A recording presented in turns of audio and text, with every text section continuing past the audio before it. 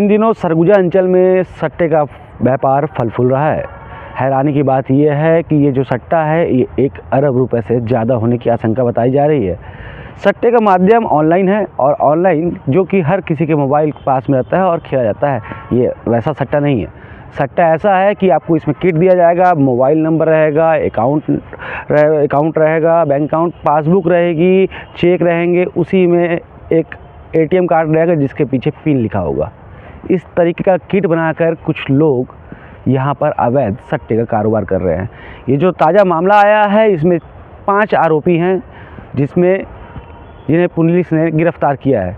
Police के गिरफ्तारी के बाद पुलिस ने खुलासा किया कि इसके तार महादेव सट्टा ऐप से भी जुड़ सकते हैं और ये पैसे का लेन देन करने के लिए 15 नामचीन बैंकों में इनका खाता भी है जो कि देश भर के अलग अलग हिस्सों में फैला हुआ है। बात करें सट्टे की रकम की तो सट्टे का रकम पुलिस के अनुसार जो बताया जा रहा है, आकलन लगाया जा रहा है, वो बहुत ही बड़े पैमाने पे है। अरब रुपए के सट्टे की बात कही जा रही है। इतनी बड़ी कार्रवाई नहीं हुई है क्योंकि जो पुलिस को कुछ ऐसे फटे नोट भी मिले हैं जिसमें कि पुलिस अंदेशा लगा रही है कि ये हवाला का भी इस्तेमाल करते थे सट्टे में। आगे वीडियो को लास्ट तक बने रहिए और एसपी क्या खुलासा करते हैं ये भी देखिए। अंबिकापुर की सरगुजा पुलिस ने क्रिकेट सट्टा के खिलाफ बड़ी कार्रवाई की है। दरअसल मुखबिर की सूचना पर कोतवाली पुलिस ने शहर के जयस्तंभ चौक स्थित आरोपी सुधीर गुप्ता के घर पर पुलिस ने रेड मारी, जिसमें पुलिस ने 4 सटोरी को गिरफ्तार किया। वहीं सटोरियों के पास से बड़े पैमाने पर पुलिस ने सट्टे खिलाने का सामान बरामद किया। रेड के दौरान पुलिस ने मौके से 73 नग मोबाइल, 234 नग एटीएम, 77 नग सिम, 81 नग पासबुक और 8 नग बारकोड जब्त किया। 22 नग खाते बही, 1 नग सीसीटीवी कैमरा, 1,54,000 रुपये नगद बरामद किया है। सरगुजा एसपी योगेश पटेल ने मामले का खुलासा करते हुए बताया कि विनबज ऐप पोर्टल बनाकर ऑनलाइन क्रिकेट में सट्टा खिलाया जा रहा था। पुलिस को देश के अलग अलग 15 बड़े बैंकों से सैकड़ों खाते मिले हैं जिसमें अरबों रुपए का लेन देन मिला है। एसपी ने बताया कि सटोरी के तार महादेव सट्टा ऐप से भी जुड़े हो सकता है, जिसकी जांच अभी पुलिस कर रही है और फरार आरोपी सुधीर गुप्ता जो कि फरार चल रहा था उसे पुलिस ने गिरफ्तार कर लिया है। वहाँ पर जो आरोपी लोग हैं वो लोग ऑस्ट्रेलिया कोई क्लब मैच हो रहा था उसके ऊपर सट्टे लगवा रहे थे और उसके बाद जब पूरे रूम को सर्च किया गया तो वहाँ से 1,54,000 रुपये नकद,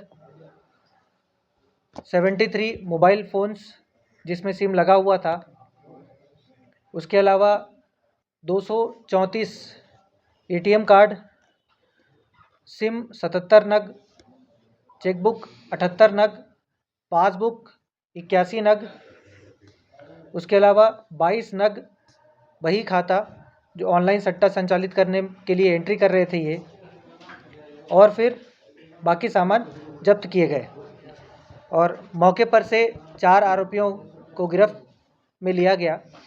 उनसे पूछताछ किया गया तो उन्होंने बताया कि वे ऑनलाइन सट्टा संचालित करते थे जिसका मास्टरमाइंड सुधीर गुप्ता था। ये लोग व्हाट्सएप ग्रुप्स और एक विनबज पोर्टल है उसके माध्यम से ये पूरा सट्टा संचालित करते थे। सट्टा संचालित करने के लिए इन्होंने मल्टीपल बैंक अकाउंट्स खोल रखे थे जो कि अलग अलग व्यक्तियों के नाम पे है और अलग अलग स्थानों में अलग अलग बैंक्स में ये अकाउंट्स खोले गए हैं। अभी तक हमारे पास लगभग 15 बैंकों के अकाउंट्स मिले हैं जो कि इस पूरे सट्टा को संचालित करने में उपयोग में लाए गए थे। हमने बैंक ऑफ महाराष्ट्र से जो जानकारी प्राप्त हुई है हमको, उसमें लगभग 15 करोड़ का ट्रांजैक्शन केवल एक बैंक में हमको ये जानकारी प्राप्त हुई है और बाकी बैंकों से भी हम संपर्क में हैं, तो डेफिनेटली ये अमाउंट काफ़ी बड़ा होने वाला है, ये हमारी पूरी आशंका है। उन्होंने ये बताया कि ये मल्टीपल अकाउंट्स यूज़ करते थे इस पूरे सट्टा को संचालित करने के लिए। कुछ अकाउंट्स में ये पैसा जो सट्टा खेलने वाले हैं उनसे पैसा लेते थे और उनकी जो विनिंग राशि है या फिर जो बचत की राशि है वो दूसरे अकाउंट के थ्रू ये लोग उसको जो सट्टा खेलने वाले हैं उनको ट्रांसफ़र करते थे। तो अभी तक से जो हमारा इन्फॉर्मेशन जो कलेक्ट किया हमने उस पर यह भी समझ आ रहा है कि ये लोग हवाला के माध्यम से भी जो अकाउंट्स में पैसे आते थे इनके पास, उसको एटीएम से बाहर निकालते थे, विड्रॉ करते थे और हवाला के माध्यम से इसको कहीं ना कहीं ट्रांसफ़र करते थे। हमने इस पे ये भी जानकारी प्राप्त हुई है कि कुछ जो अकाउंट्स खोले गए हैं उनमें जो अकाउंट्स ओपनिंग हुई है, जिन व्यक्तियों के नाम पे अकाउंट्स खोले गए हैं, उन व्यक्तियों को उन अकाउंट्स के बारे में जानकारी ही नहीं है। तो ऐसे ही एक प्रार्थी से पता चला कि उनका अकाउंट खोला गया है जो कि सिकंदराबाद में खोला गया है, लेकिन उनको उस अकाउंट के बारे में जानकारी ही नहीं है। तो उनके आवेदन पे हमने इस पर्टिकुलर एफआईआर में जो बीएनएस की धारा 336(3) और 338 और 61(2) बीएनएस की धारा भी इस अपराध में पंजीबद्ध किया है। तो इस प्रकार से इस पूरी कार्रवाई जो की गई है उसमें कोतवाली थाने में अपराध क्रमांक 38/25, जिसमें छत्तीसगढ़ जुआ प्रतिरोध अधिनियम धारा 7, 8 एवं बीएनएस की धारा 336(3), 338 और 61(2) पंजीबद्ध कर इस पूरे प्रकरण को विवेचना में लिया गया है। आगे जो भी जानकारी जैसे जैसे हमको बैंक से प्राप्त होती जाएगी, जितने ज़्यादा अकाउंट हमको जानकारी प्राप्त होगी और साथ ही साथ जितने आरोपी हमको आगे की विवेचना में आते जाएंगे, उनके ऊपर हम वैधानिक कार्रवाई करते रहेंगे। और ये भी समझ आया है कि ये लोग अपना स्थान चेंज भी करते थे। ये लोग लगभग 2-2.5 महीने से जो पर्टिकुलर ये जयस्तंभ चौक वाला जहाँ पे कार्रवाई की गई है वहाँ पे थे। इससे पहले ये अलग अलग जगहों पे रहकर ये पूरे सट्टा संचालित करते थे।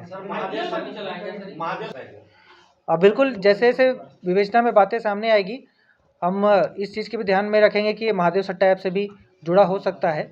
उस एंगल पे भी हम लोग काम करेंगे। इस टीम का नाम वैसे अभी हमको तो इस विषय में हमने कोई जानकारी नहीं प्राप्त हो पाई है हमको। जैसे ही हमको जानकारी प्राप्त होगी आपसे शेयर करेंगे। इन्फॉर्मेशन लेना शुरू किया है। जैसे जैसे हमको जितना सस्पिशियस ट्रांजैक्शन जो समझ आ रहा है, तो इसमें तो लग रहा है कि बैंक्स को थोड़ा प्रोएक्टिवली काम करना चाहिए, लेकिन बैंक्स की भूमिका क्या रहेगी, कैसे रहेगी, ये विवेचना का विषय है।